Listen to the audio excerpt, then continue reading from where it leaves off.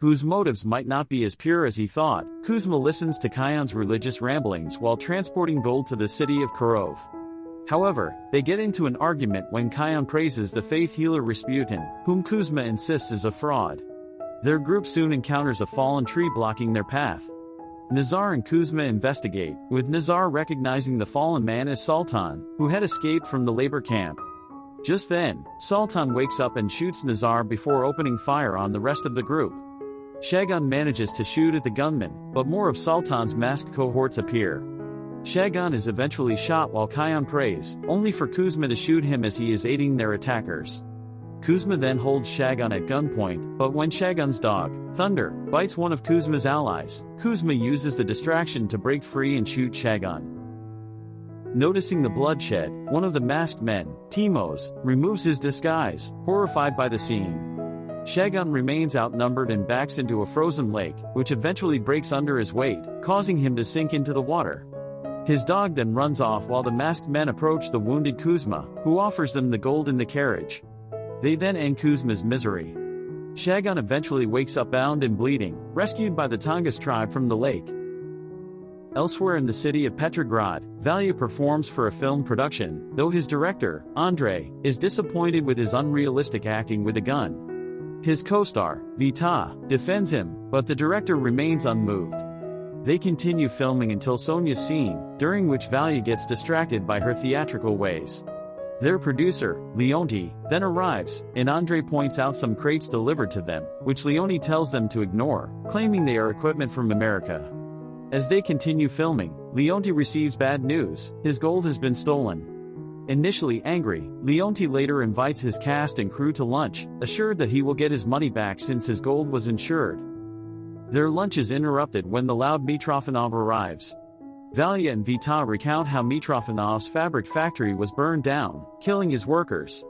Ignoring him, the crew starts discussing establishing a theater in Kirov. Mitrofanov overhears them and boastfully greets Leoni, complaining that no one drinks with him anymore. This puts the entire restaurant in an awkward atmosphere, especially when the drunk Mitrofanov castigates the other customers for looking down on him now that his business is ruined. He warns that their status can easily be taken down like his, as a new world is coming. Leon makes a rude comment under his breath, and in response, Mitrofanov holds him at gunpoint. However, the armed man turns his weapon on himself before pulling the trigger. Despite having his life spared, Leoni later faces more bad news when the insurance company reveals that they have gone bankrupt and cannot cover his lost gold anymore. This is due to a series of crimes that led to numerous establishments, including Mitrofanov's, being ruined. With no choice, Leoni takes a train back to Kirov with Sonia, whom he assumes will be returning to her son. The question offends the actress, but Leoni reminds her that he was the one who dragged her out of poverty and made her who she is now. He even points out the expensive bracelet she wears, which he gifted to her. Leoni soon faces his angered miners, who walk out after not receiving their payment due to the stolen gold. With no workers, he desperately searches his documents in his office, hoping to find another way to retrieve his wealth. Sonia coyly brings up the crates delivered to Andrei's studio, but Leoni gets defensive and insults her, causing her to walk out. Just then, the recovered Shagun arrives in his office, revealing that he knows where the gold is. After being saved by the tribe, Shagun walked through a blizzard to report what happened to his convoy. However, since the Tungus tribe controlled the territory, the officers believed that their people stole the gold. When Shagun defended that the tribe saved him, the officers accused him of working with them to steal the gold, leading to his imprisonment. Coincidentally, he ended up in the same prison as Timos, who was surprised to see him alive. Timos recounted how he, Kuzma, and Igor were recruited by deity to steal the gold, but he hesitated since he didn't like violence. However, he was suffering from an illness, and deity promised that they would only scare Kuzma's crew into surrendering the gold, leading him to agree. After the robbery resulted in several deaths, Timos confronted deity, accusing them of breaking their promise not to cause harm, which led to their abandonment of him. Seeing that Shagun survived, Timos was convinced that he could help redeem him for the deaths he caused.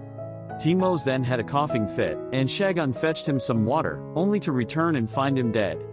This happened moments before the government collapsed, allowing the prisoners to be freed. As the others celebrated their freedom, Shagun found a map in Timos's pocket, which showed the location where the gold was taken. Unbeknownst to him, Deity was part of the Russian army. While stationed at headquarters the year before, a younger soldier, Sokolovsky, recounted seeing his superior with a particular woman, only for her to leave him for a wealthy man. Interrupting this story, Delki urged his group to play cuckoo, a game where the cuckoo must survive while being hunted by blindfolded hunters. Deity dealt the cards to decide who would be hunted, and Sokolovsky ended up as the cuckoo. He attempted to quietly navigate across a field while his supposed comrades tried to find and shoot him. After much struggle, Delki removed his blindfold and killed Sokolovsky, ensuring that he would never tell the story about the woman again.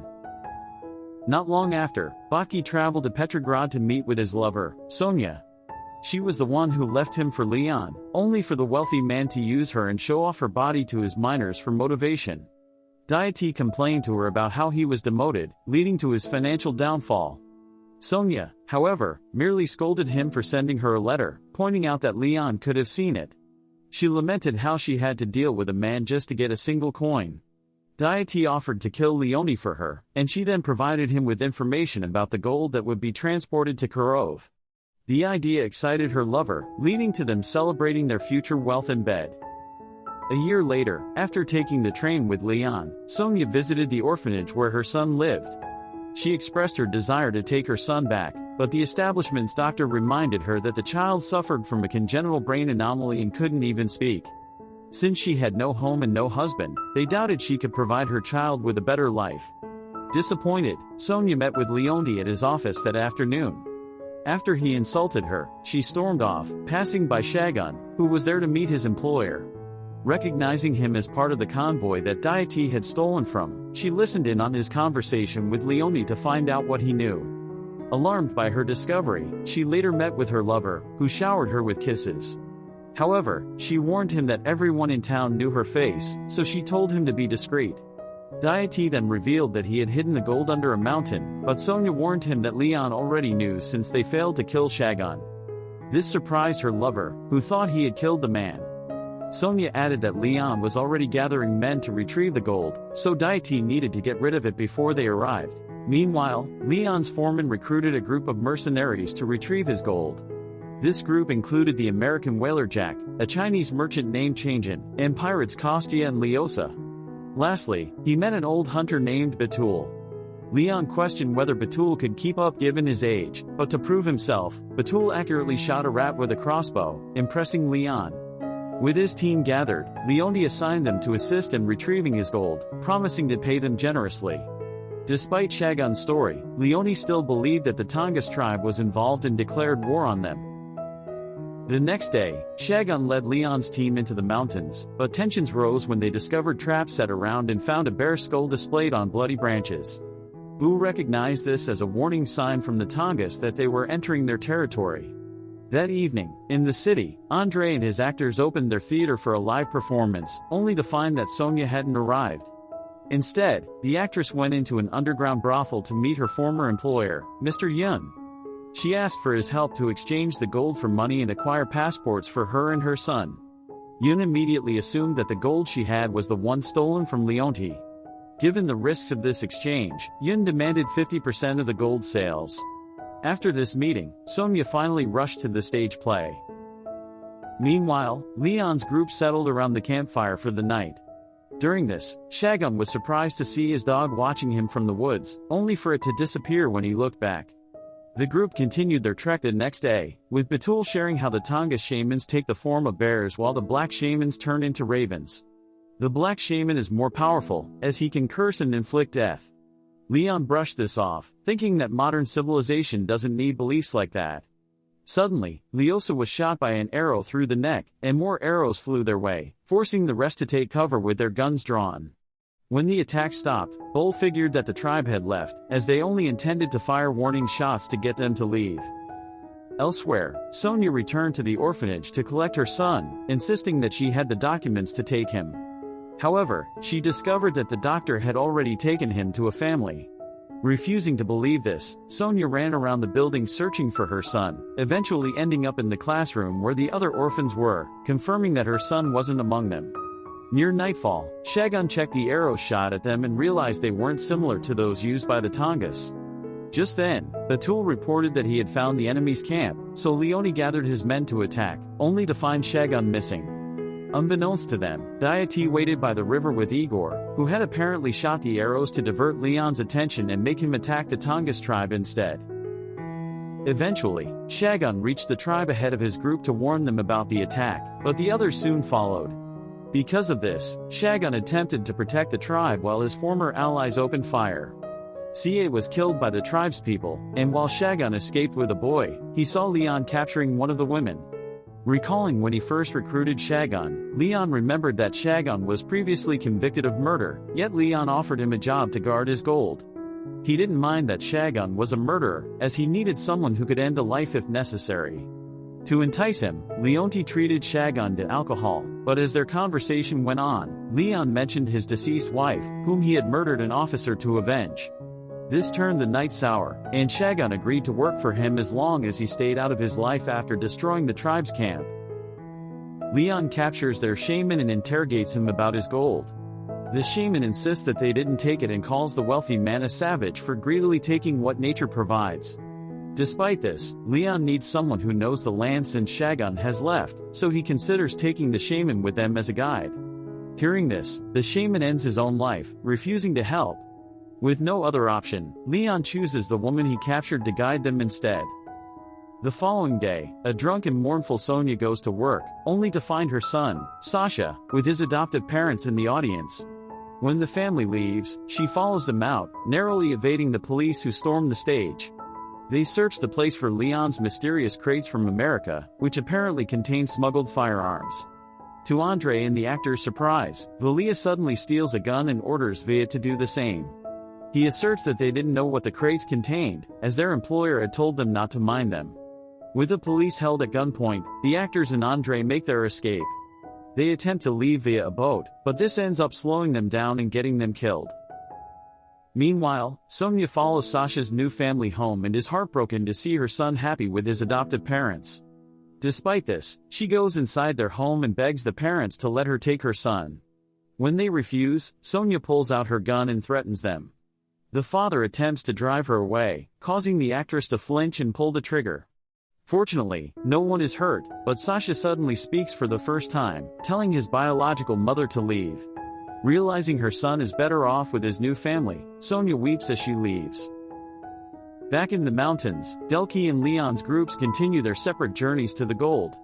However, Changjin falls into a trap, making Betul believe that the shaman cursed them. Soon enough, both sides come under fire as another gunfight begins.